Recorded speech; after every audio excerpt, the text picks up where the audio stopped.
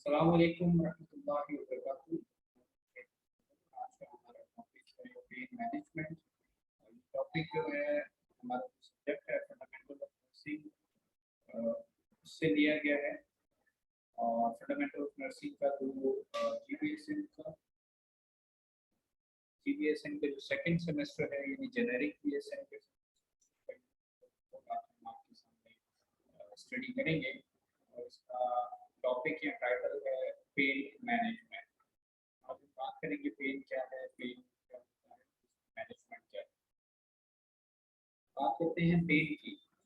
तो pen basically क्या है, अनप्लेजेंट, यानी प्लेजेंट का मतलब होता है जो पसंद जिसे आप चाहते हो, जिससे जो आपको अच्छा लगता हो।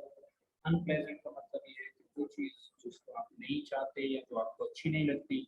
सेंसरी एंड इमोशनल एक्सपीरियंस, ये क्या है, सेंसरी है और इमोशनल है, यानी सेंसेस के जरिए से और इमोशंस के जरिए से ये क्या करती है, आपको अनप्लेजेंट सेंसरी और इमोशनल एक्सपीरियंसेस हैं जो एसोसिएट होता है विद एक्चुअल और पोटेंशियल टिश्यू डैमेज। मतलब जो अनप्लेजेंट सेंसरी और इमोशनल एक्सपीरियंस है या फीलिंग्स है आपकी, जो किसी भी टिश्यू के डैमेज होने की वजह से आपको होता है, उसको हम देते हैं पेन का। पेन क्या है? It is a state which an individual experience and report the presence of severe discomfort and uncomfortable sensation.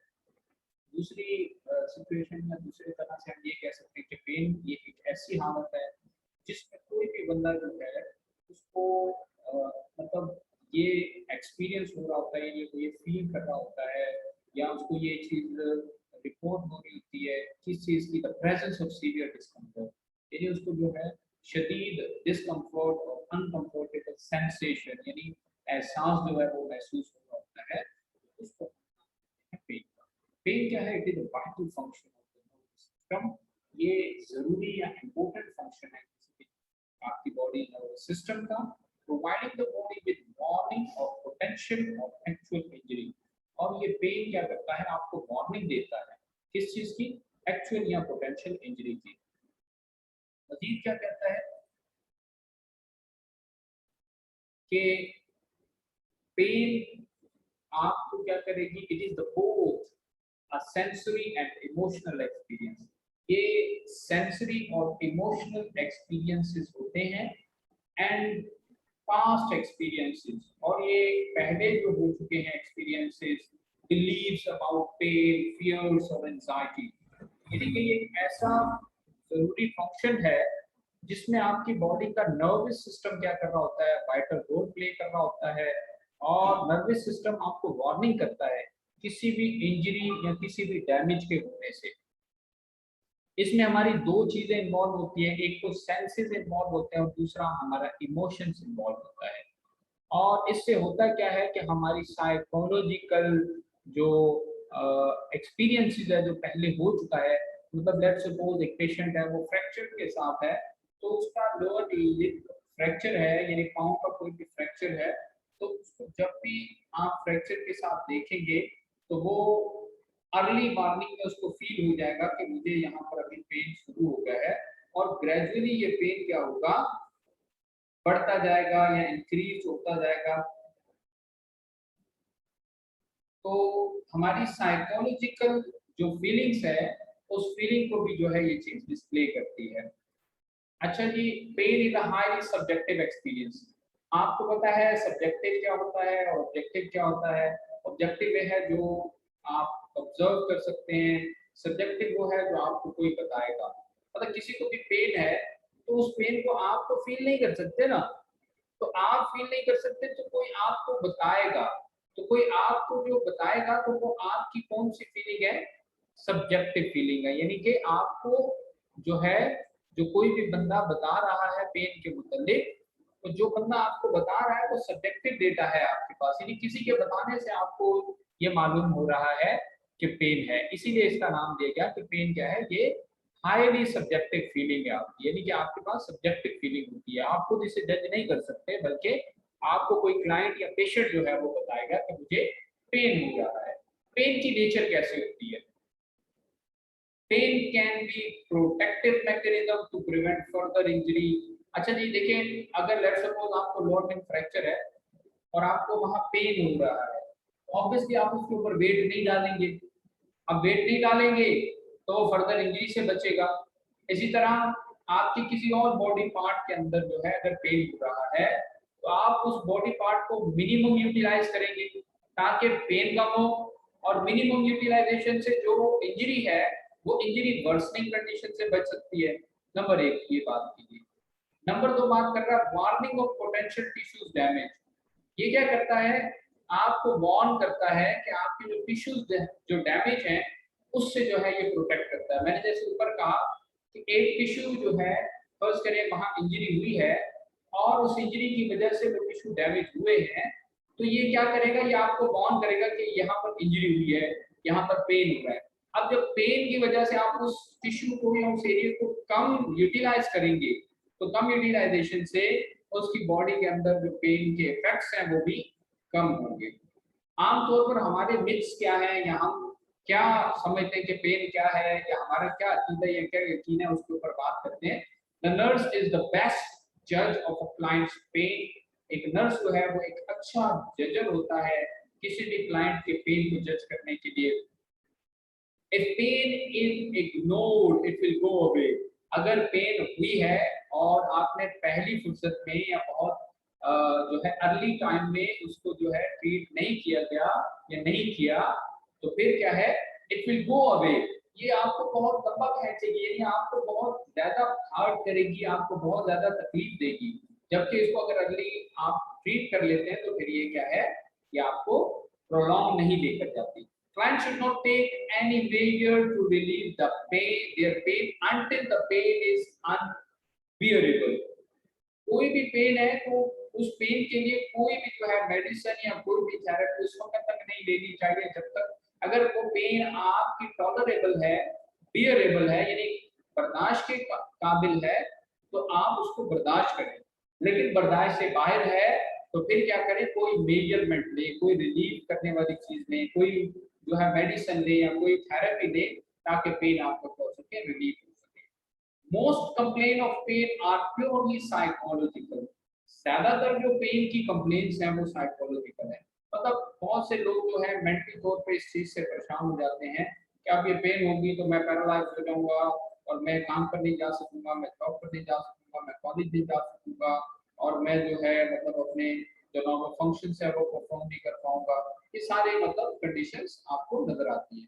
तो कहने की बात है कि पेन क्या करती है, आपकी साइकोलॉजी को जो है इम्पैक्ट करती है, यानी आपकी जो जहनी तवाजुन है उसके ऊपर जो है एक इम्पैक्ट रखती है, एक जो है कंट्रोल रखती है।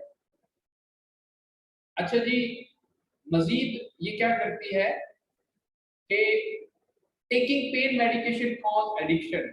आपको पेन हो रहा है और आपने उसको पेन को रिलीव करने के लिए कोई भी मेडिसिन आपने यूज की है तो उस मेडिसिन को यूज करना, कंटिन्यूस मेडिसिन को यूज करने का मतलब ये मकसद ये है कि आपने क्या किया है, अपने आप को एडिक्ट कर दिया है, यानी अपने आप को जो है उस चीज का एडिक्शन का मतलब यहाँ पर ये होता है कि आपने उस चीज का आदी बना दिया है, अपनी बॉडी को जो है उस चीज का नशे बना दिया गया है कि आपकी बॉडी जो है उस चीज के ऊपर डिपेंडेंट हो चुकी है, एडिक्ट हो चुकी है, यानी आपकी बॉडी के लिए वो चीज लाजिम और मलजूम हो चुकी है।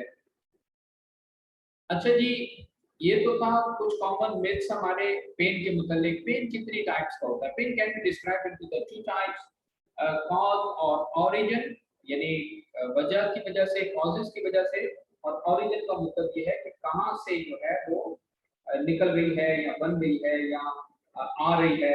और दूसरी क्या है, डिस्क्रिप्शन ऑफ नेचर, यानी कॉज और ओरिजिन की बेस पे एक टाइप बना सकते हैं और दूसरी टाइप जो है हम ओरिजिन सॉरी कॉज और ओरिजिन एक टाइप हो गई और दूसरी टाइप क्या है, डिस्क्रिप्शन ऑफ नेचर, यानी कि उसकी नेचर क्या है, वो मतलब कैसी है, प्रिकी है, शार्प है, ये किस किस्म की पेन है, ये डिस्क्रिप्शन मतलब उसकी तफसील आती है।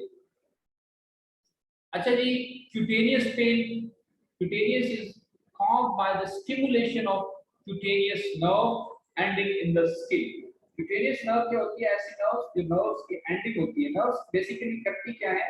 नर्व्स आपकी बॉडी के अंदर सेंसेशन का काम करती है, यानी आपकी बॉडी के अंदर जो सेंसेस होते हैं उन सेंसेस का जो है काम करती है।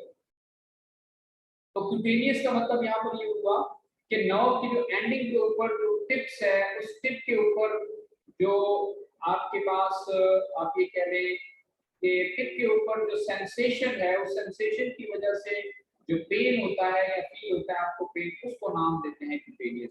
Number 2 is that somatic. Somatic आमतौर पर सोमा कहते हैं इसको, और सोमा का मतलब मोस्ट प्रोबेबली जो है सेल से रिलेट या सेल से मुतल्लिक, यानी बॉडी के अंदर जो सेल्स मौजूद हैं उससे रिलेटेड जो है कंसेप्ट लिया जाता है कि सोमा मींस सेल्स। तो somatic pain is a non-localized and originate in a supportive structure, example bone, soft tissues, chest walls। अब देखिए ये सोमास क्या है? आपके जो मसल्स हैं, आपके जो मतलब ऑर्गन्स हैं, तो इन तमाम चीजों के लिए जो है मतलब आप देखें जैसे उसमें कहा कि बोन्स हैं, टिश्यूज हैं, चेस्ट वॉल्स हैं, तो इन सब जगहों पर क्या होता है? सेल्स होते हैं। ये तमाम चीजें जो है सेल से मिलकर बनी है, तो इनको हम नाम देते हैं सोमा या सोमैटिक पेन। अच्छा, विसरल पेन्स जो है आमतौर पर इंटरनल ऑर्गन्स को, विसरल लाइनिंग भी कहते हैं इसको, इंटरनल ऑर्गन्स के अंदर जो पेन है जैसे कि लिवर है, लिवर कैप्सूल डिस्टेंशन की वजह से होता है, बाउल ऑब्स्ट्रक्शन की वजह से हो सकता है। इंटरनल ऑर्गन की जो पेन्स हैं जैसे एक्टिंग है, एक्टिंग का मतलब पेन होता है, कांस्टेंट और क्रैम्प्स, क्रैम्प्स यानी मरोड़ा जिसे कहते हैं, पुअरली लोकलाइज्ड, कोई भी ऑर्गन जो है जैसे लिवर है या बाउल है वो प्रॉपरली लोकलाइज नहीं होते, यानी अपनी जगह पर मौजूद नहीं होता, उसकी वजह से पेन हो सकता है। या रेफर्ड की यहाँ बात की जाए कि रेफर्ड का मतलब यहाँ पर ये होता है कि कोई भी ऑर्गन जो है अपनी पोजीशन से दूसरी पोजीशन पर रेफर हो जाए या दूसरी पोजीशन पर लोकेट हो या चला जाए, तो उसको हम रेफर्ड नाम देते हैं। तो तीन हमने देख लिया, क्यूटेनियस है, सोमैटिक है और विसरल है।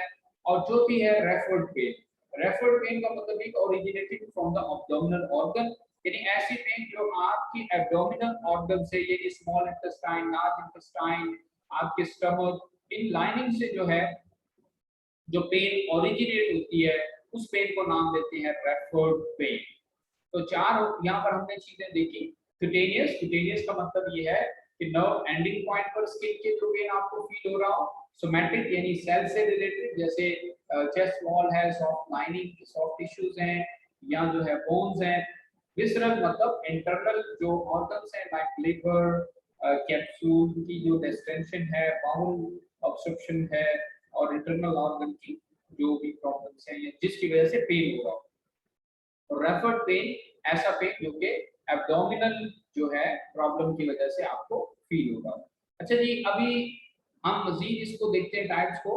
तो बहुत सिंपल सी चीज है एक्यूट एंड क्रॉनिक, जो कि बहुत कॉमन भी है। एक्यूट की अगर बात करें तो एक्यूट क्या है? सडन ऑनसेट होता है किसी भी चीज का, और ये शॉर्ट टाइम तक रहता है और फिर उसके बाद खत्म हो जाता है, उसको हम नाम देते हैं एक्यूट। यानी ऐसा पेन जो सडन हो और सीवियर हो शॉर्ट टाइम के लिए। इसी तरह रिकरेंट एक्यूट पेन का मतलब ये है कि रिकरेंट का मतलब, अब देखें सडन था, सीवियर था और शॉर्ट टाइम के लिए था, लेकिन अब दोबारा वही चीज सडन और सीवियर और शॉर्ट टाइम के लिए हुई है। और देखिए पहले शॉर्ट टाइम के लिए थी और वक्त के साथ साथ ये प्रोलॉन्ग होती जा रही है। अब री का मतलब है दोबारा और करंट का मतलब होता है होना। तो दोबारा होना एक्यूट पेन का रिकरेंट एक्यूट पेन कहलाता है। यानी एक्यूट पेन तो वो हो गया कि सडन सीवियर अटैक है शॉर्ट टाइम के लिए, अब सडन सीवियर अटैक एक दफा हुआ शॉर्ट टाइम के लिए, वो तो एक्यूट था। लेकिन रिकरेंट यानी वही पेन सडन सीवियर अटैक हुआ है, लेकिन टाइम थोड़ा सा उसने बढ़ाया है, यानी ड्यूरेशन उसका बढ़ा है, प्रोलॉन्ग हुआ है, तो उसको हम नाम देते हैं रिकरेंट एक्यूट पेन। उसके बाद हम चलते हैं नेक्स्ट, जो कि हमारे पास एक्यूट का ऑपोजिट है टोटल, वो है क्रॉनिक। जैसे ऊपर था सडन एंड सीवियर अटैक, तो क्रॉनिक क्या होता है? Slow and gradual attack and for long time. यानी कि स्लो अटैक होता है, ग्रेजुअल यानी आहिस्ता आहिस्ता होता है, परसिस्टेंट होता है यानी वक्त के साथ साथ बढ़ता है और लंबे वक्त तक रहता है। इस पेन को हम नाम देते हैं क्रॉनिक पेन। तो एक्यूट क्या हुआ? सडन सीवियर होता है और शॉर्ट टाइम के लिए होता है। क्रॉनिक क्या होता है? स्लो एंड ग्रेजुअल यानी बहुत कम दर्द होता है और आहिस्ता आहिस्ता ये होता है और लंबे वक्त के लिए होता है। इसकी जो फर्दर जस्टिफिकेशन है वो ये है कि produce significant negative changes in the clients life. अच्छा, क्रॉनिक की वजह से जो है बहुत सी जो है उसकी लाइफस्टाइल जो है वो चेंज हो जाती है। May last longer after the pathology is resolve, और ये उस वक्त तक रहती है जब तक जिस डिजीज की वजह से, पैथोलॉजी का मतलब है स्टडी ऑफ द डिजीज, यानी डिजीज की वजह से जो है जब तक डिजीज को आप ट्रीट नहीं करते तब तक ये क्या होता है, रहती है। अच्छा जी, फिर उसके बाद जैसे एक्यूट रिकरेंट था तो इसी तरह क्रॉनिक मैलिग्नेंट पेन होता है। अच्छा, क्रॉनिक मैलिग्नेंट की बात करें तो ऐसा पेन, मैलिग्नेंसी का मतलब होता है कि जो प्रोग्रेस होता रहे, यानी कि जो प्रोग्रेसिव वे में चलता रहे, यानी बढ़ता रहे। तो ये क्या है, प्रोग्रेसिव टिश्यू इंजरी की वजह से जो है जो पेन होता है, और ये आमतौर पर मैलिग्नेंसी जो है जिसे हम मैलिग्नेंट यानी ट्यूमर का भी एक टाइप कहते हैं कि बिनाइन मैलिग्नेंट एंड जो है प्रोस्टेट है और इस तरह। तो क्रॉनिक मैलिग्नेंट पेन का मतलब यहाँ पर ये प्रोग्रेसिव टिश्यू की इंजरी की वजह से आपको जो पेन हो रहा होता है उसको हम क्रॉनिक मैलिग्नेंट पेन कहते हैं। और क्रॉनिक नॉन मैलिग्नेंट पेन ऐसा पेन होता है कि जिसमें टिश्यू की इंजरी नहीं हो रही होती लेकिन आपको पेन हो रहा होता है, यानी टिश्यू तो उतने ही डैमेज है, उतने इंजर्ड है, लेकिन आपको पेन हो रहा है। देखिए आप मैलिग्नेंट का यहाँ पर मतलब ये कि प्रोग्रेसिव टिश्यू की डेथ होना, और नॉन मैलिग्नेंट का मतलब ये कि प्रोग्रेसिव टिश्यू की डेथ ना होना, यानी टिश्यू की डेथ जो है वो प्रोग्रेस नहीं करेगी, आगे नहीं चलेगी, तो उसको हम नाम देते हैं नॉन मैलिग्नेंट क्रॉनिक पेन। अच्छा, न्यूरोपैथिक, न्यूरो जो है न्यूरॉन से निकला है, और न्यूरॉन क्या है, नर्वस सिस्टम का पार्ट है। न्यूरोपैथिक पेन यानी आपके नर्व्स के अंदर जो है सोमैटोसेंसरी नर्व्स जो होती है, यानी सोमा सेल्स को कहते हैं, और सेंसरी यानी सेल के अंदर जो सेंसेशरी सिस्टम होता है उसको हमने नाम देते हैं सोमैटोसेंसरी। तो न्यूरोपैथिक जो पेन होता है वो सोमैटोसेंसरी नर्व्स की वजह से होता है, यानी आपके जो सेल्स हैं उसके अंदर सेंसेशन जो है, जो नर्वस सिस्टम है उसकी पेन की वजह से आपको क्या होता है, सोमैटोसेंसरी नर्व्स या न्यूरोपैथिक पेन होता है। इसकी एग्जांपल ये है कि pain called phantom limb syndrome. अच्छा जी, ये न्यूरोपैथिक जो यानी न्यूरॉन्स की जो बीमारी है, पैथोलॉजी मैंने आपको पहले बता दिया, न्यूरोपैथी यानी न्यूरॉन की कोई भी बीमारी या कोई भी पैथोलॉजी, उसकी वजह से जो पेन होता है उस पेन को नाम देता है फैंटम लिम्ब सिंड्रोम। सिंड्रोम की अगर बात की जाए तो सिंड्रोम क्या होता है, कलेक्शन ऑफ डिजीज होता है, यानी एक बीमारी है और एक ही इंसान के अंदर 2 या 3 से ज्यादा बीमारियां हैं, तो अब वो 2 या 3 से ज्यादा बीमारियों या उससे रिलेटेड जो स्पेसिफिक सिम्टम्स हैं और वो उसी में होते हैं, तो उसको हम नाम देते हैं सिंड्रोम का। तो यहाँ पर न्यूरॉन की पैथोलॉजी की वजह से जो पेन होती है, और उस न्यूरॉन की पैथोलॉजी की जो मतलब उसको हम एक नाम देते हैं वो है फैंटम लिम्ब सिंड्रोम। अच्छा जी, फिर ये मतलब इसकी वजह से क्या होता है, मतलब लेग को एम्पुटेट किया जा सकता है, मतलब जब आपके पास सेल्स के अंदर सेंसेस नहीं आ रही तो फायदा ही नहीं है, वहां पर ब्लड सप्लाई भी नहीं जा पाएगी, तो क्या किया जा सकता है, यहाँ तो उसको एम्पुटेट किया जाएगा। एम्पुटेट का मतलब होता है उसको काट देना, या जो है डिस्कम्फर्टनेस की वजह से क्या किया जाएगा, उसको प्रॉपर जो है मतलब मेडिकेशन या जो भी कह लें। The exact cause of the phantom limb pain is not known. अभी तक जो है इस फैंटम लिम्ब सिंड्रोम का कॉज हमें नहीं पता, but it is thought to be the change in both peripheral and central nervous system following amputation. यानी हमारा जो आपने जो नर्वस सिस्टम पढ़ा था, एक पेरिफेरी नर्वस सिस्टम होता है और एक जो है सीएनएस यानी सेंट्रल नर्वस सिस्टम होता है। सीएनएस जो है वो ब्रेन की सर्कुलेशन है या ब्रेन की जितने भी नर्व्स हैं उसकी कंट्रोलिंग है, और पेरिफेरी जो है जो आपका स्पाइनल कॉर्ड है उसके अंदर जो मतलब नर्व्स निकलती हैं उनकी जो डिस्ट्रीब्यूशन है उसको हम पेरिफेरी नर्वस सिस्टम कहते हैं। तो कह रहे हैं कि इनकी चेंजेस की वजह से क्या होता है, आपको जो है फैंटम लिम्ब पेन होता है, जो एक हम सोच सकते हैं कि ऐसा पॉसिबल है, लेकिन एक्चुअल कॉज हमें अभी तक फैंटम लिम्ब पेन का नहीं मालूम। अच्छा जी, hyper एग्लेजिया, increase pain from the stimulus that normally provokes pain। मतलब देखें, हाइपर एग्लेजिया का मैं ये कह सकता हूँ कि जब बहुत ज्यादा कोई इंसान हरकत करे या काम करे या एफर्ट्स करे या बहुत ज्यादा रनिंग करे, तो उसकी वजह से जो उसको पेन होता है उसको हम नाम देते हैं हाइपर एग्लेजिया। और एलोडाइनिया जो है pain due to a stimulus that doesn't normally provides pain. मतलब आमतौर पर मसल स्टिफ हो जाती हैं, लेकिन वो मसल स्टिफ होने की वजह से इंसान हरकत नहीं कर सकता, लेकिन उसको मसल स्टिफनेस की पेन होती है, तो उसको हम नाम देते हैं एलोडाइनिया पेन या एलोडाइनिया। अच्छा, नोसिसेप्टिव पेन ऐसा process by which an individual becomes consciously aware about the pain. मतलब आप ये ऐसा एक मतलब आप ये कह लें कि पेन की ये एक कंडीशन है जिसमें क्या होता है कि नोसिसेप्टिव पेन यानी पेन से बहुत ज्यादा, लेट्स सपोज एक फिंगर टिप पे जो है आपको कट लगा हुआ है, तो उस फिंगर टिप को आप क्या करेंगे, बिल्कुल स्ट्रेट रखेंगे और उसको उसी तरह रखेंगे, और जब आप लिखेंगे तो उस फिंगर को यूज नहीं करेंगे, आप कोई भी काम करेंगे तो उस फिंगर को साइड में रखेंगे। आप क्या है, कॉन्शियस है कि फिंगर अगर कहीं पर भी टच होगी तो क्या करेगी, पेन कॉज करेगी, आपको इरिटेशन कॉज करेगी, तो इसलिए आप क्या है, आप सेंसरी जो है बड़े एक्टिव या कॉन्शियस हो जाते हैं, और इस कंडीशन को नाम दिया जाता है नोसिसेप्टिव पेन या नोसिसेप्टिव सिनेरियो। अच्छा जी, अनोसिसेप्टर क्या होता है?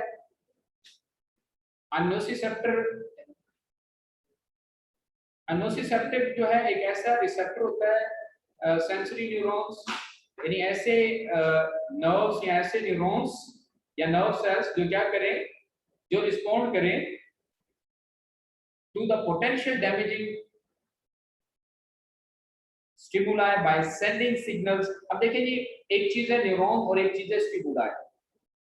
न्यूरॉन्स वो नर्व सेल्स हैं जो कि आपके मैसेजेस को क्या करते हैं, मैसेजेस के लिए एक चैनल का काम करते हैं, यानी न्यूरॉन्स सेल्स हैं जो नर्व सेल्स भी कहलाते हैं और उनके जरिए से मैसेजिंग जाती है। स्टिमुलाई क्या होता है? स्टिमुलाई एक ऐसी चीज है जो कि मैसेज को जो है इनिशिएट होने में हेल्पफुल होती है। लेट्स सपोज आप चल रहे हैं और आपके पाँव के नीचे जो है कोई कांटा या कोई शार्प चीज लगी है। अब वो कांटा या शार्प चीज क्या है, वो एक स्टिमुलाई है।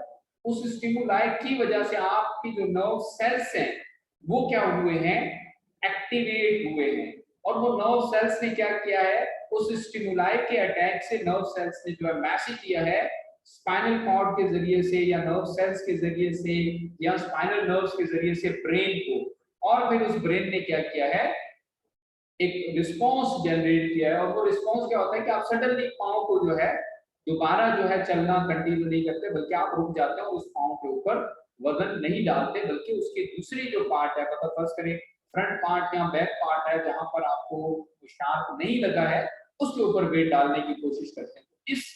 इस स्टिमुलस को या सेंसरी सेल्स को नाम देते हैं नोसिसेप्टर्स, यानी ऐसे सेप्टर्स जो क्या करें, पेन को जो है सेंस कर सके, पेन्स को जो है जो रिसीव कर सके, और जो स्टिमुलाई है उस स्टिमुलाई की वजह से जो पेन जनरेट हुआ उसको फील करके उसके ऊपर वर्कआउट करें।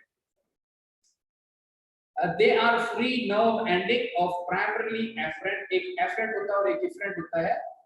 एफरेंट वो होता है कि जो किसी भी देखें, जैसे आपको जो है जहां से स्टिमुलाई मिला वो एफरेंट है, और एफरेंट मैसेज देगा ब्रेन को, ब्रेन क्या है, इफरेंट है, ब्रेन दोबारा मैसेज देगा एफरेंट को, यानी आपके जहां पर स्टिमुलाई हुआ है उस जगह पर।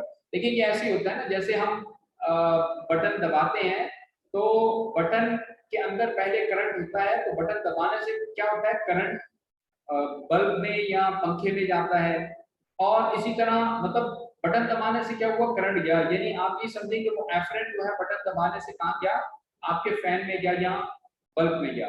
अब जैसे बटन ऑफ करेंगे, यानी अब एफरेंट जो है मैसेज गया था, अब एफरेंट मैसेज गया इफरेंट के पास, यानी पंखे के पास या बल्ब के पास। अब ये पंखा या बल्ब क्या है, इफरेंट है, और इसने मैसेज दोबारा दिया है एफरेंट को, यानी बटन को, यानी वहां से जो मैसेज जाएगा बटन की तरफ, अब बटन और पंखे का जो बल्ब का कनेक्शन मैं बता रहा हूँ वो ये है कि जो एफरेंट है वो आपका जो है स्टिमुलस पार्ट के एरिया पर जो आपको स्टिमुलाई मिली है वो एफरेंट कहलाती है। अब वो स्टिमुलस से जो मैसेज आपके नर्व के जरिए से ब्रेन तक गया है वो इफरेंट कहलाता है। अब ब्रेन क्या करेगा, दोबारा से एक मैसेज कन्वे करेगा और देगा मैसेज एफरेंट को, यानी उस एरिया को जहां पर स्टिमुलाई हुआ है।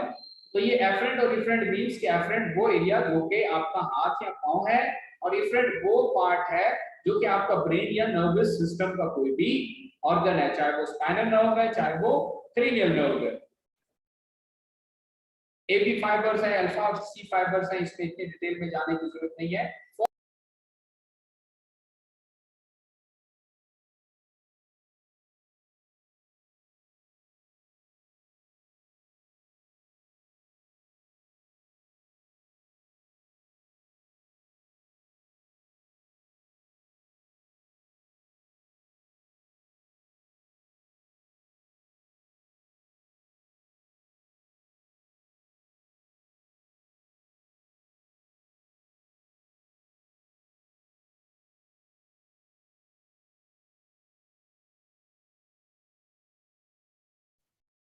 हम बात कर रहे थे फोर प्रिंसिपल प्रोसेस की या फोर प्रिंसिपल्स की जो नोसिसेप्टर्स में इन्वॉल्व होते हैं। अब वो फोर प्रिंसिपल्स कौन कौन से हैं? ट्रांसडक्शन है, ट्रांसमिशन है, परसेप्शन है और मॉड्यूलेशन है। अब बात करते हैं वन बाय वन ट्रांसडक्शन की। तो ट्रांसडक्शन क्या है कि इसमें क्या होता है? Transduction of pain involve changing of noxious stimuli. Noxious की मतलब ये कि आप ये कह लें कि कॉन्शियस स्टिमुलाई, आप इसको कह लें कि इसमें क्या होता है कि आपके जो कॉन्शियस स्टिमुलाई है सेंसरी नर्व्स के, वो इसमें इन्वॉल्व होते हैं। ट्रांसमिशन में क्या होता है कि अब इसमें जो आपकी बॉडी की मूवमेंट है, देखिए आपको ट्रांसडक्शन मिली यानी आपके जो बॉडी ऑर्गन्स हैं वो कॉन्शियस हुए। कॉन्शियस होने के बाद अब आपके जो लेट्स सपोज मैंने कहा कि पाँव पर एक जो है कोई भी हॉर्न जो है, कोई भी शार्प चीज है वो आपको हर्ट की। अब वो हर्ट करने के बाद जब कॉन्शियस हो गए तो कॉन्शियस के बाद वो मैसेज ट्रांसमिट होगा कहाँ पर? इफरेंट के पास। अब इफरेंट कौन था? मैंने कहा ब्रेन या आपका नर्व सिस्टम या आपका स्पाइनल नर्व्स या आपके क्रेनियल नर्व्स। फिर उसके बाद क्या है? परसीव होता है, यानी आपका ब्रेन इस चीज को जज करता है, सोचता है कि आखिर हुआ क्या है या क्या काम हुआ है या किस चीज की वजह से। यानी परसेप्शन का मतलब क्या है? आपका ख्याल या आपकी सोच है। और परसेप्शन के बाद क्या होता है? मॉड्यूलेशन होता है। मॉड्यूलेशन क्या है? एक्टिविटी है। एक्टिविटी क्या है? तो मतलब वो एक्शन है कि आपके ब्रेन को जो मैसेज किया, उस ब्रेन के मैसेज के बाद जो आपने एक्शन लिया, आपके पाँव के ऊपर जो है शार्प नीडल लगी, तो आपके ब्रेन ने आपको जो है पहले उसको ट्रांसमिट किया, ब्रेन तक पहुंचाया, फिर सोचा कि ये है क्या चीज। सोचने के बाद उसको पता चला कि ये नुकसानदेह चीज है, तो फिर उसको क्या किया? कहा कि आपने दोबारा पाँव को प्लेस नहीं करना। तो इसको हम नाम देते हैं मॉड्यूलेशन का। ठीक है जी, गेटवे कंट्रोल थ्योरी है ये। इंशाल्लाह सेकंड लेक्चर में आपको मैं कन्वे करने की कोशिश करूंगा। तो ये था हमारे पेन का जो फर्स्ट लेक्चर। इंशाल्लाह सेकंड लेक्चर के लिए आपके साथ इन टच रहेंगे, बड़ी रहेंगे। दुआओं में जरूर याद रखिएगा। अल्लाह मेरा आपका हम सबका हामी नासिर हो। अल्लाह हाफिज।